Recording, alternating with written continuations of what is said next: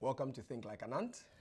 This is the second part of our How to Start a Business series, and we look forward to you learning with us on this journey. Stay tuned.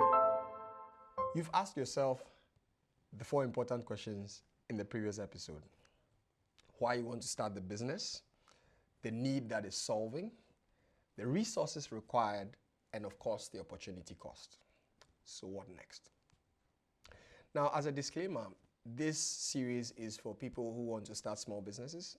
This by no means covers large businesses that require capital, licensing requirements, and the full 9 yards. That's for big businesses. This is for small businesses. Right on.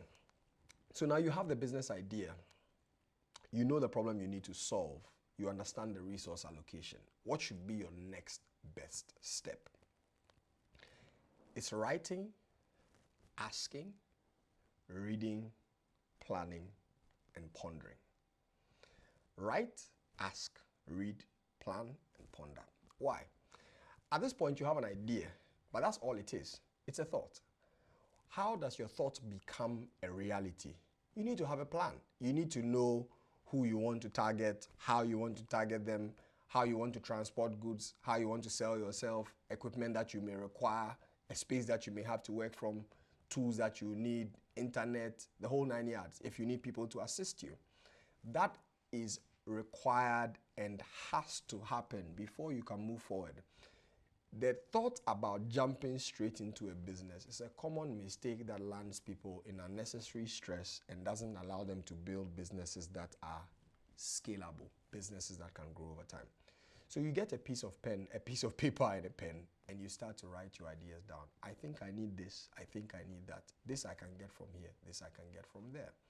That is going to take you time, preferably days or weeks. As you go through the plan, you find a few trusted people around you. You discuss it with them. Get to understand their perspective. Review your plan again and again. That process is way more important than starting the business. One of the things that I read about a lot in the Bible when I'm spending time with it is about planning before you build a house. You get into building, you are ready to build, you don't have an architect, you don't have a structural engineer. You are building in the wrong place, then as you are building, you want to make modifications along the way. It's a classic example of how your building will come down or how your building wouldn't serve its purpose. Planning is more important than execution. Given you've done all this, next step is to start small. It's very important. Your product or your service must be tested on a small circle. You want to give haircuts, find a nephew and a niece and ask them to get a free haircut from you and see what their parents say about it. You want to be able to deliver phone cases, give it to 1 or 2 people, see if they are interested in using your case. The reason you are doing this is to establish the fact of whether or not people like what you do and appreciate it enough to pay for it. The second part is important. They may like it, but they may not be willing to spend money on it.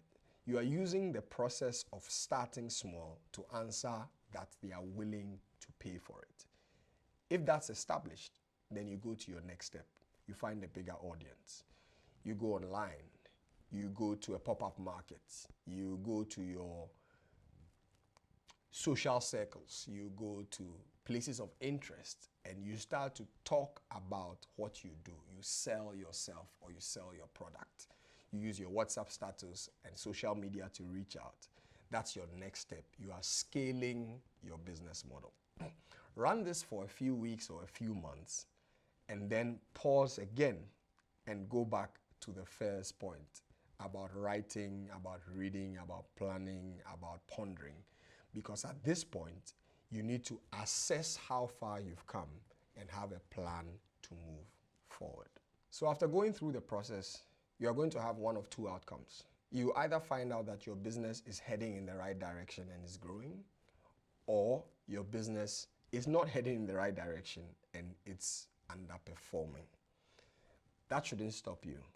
You go through the process again because you've come up with a better plan, you found out ways to optimize, work through the circles, and iterate the process.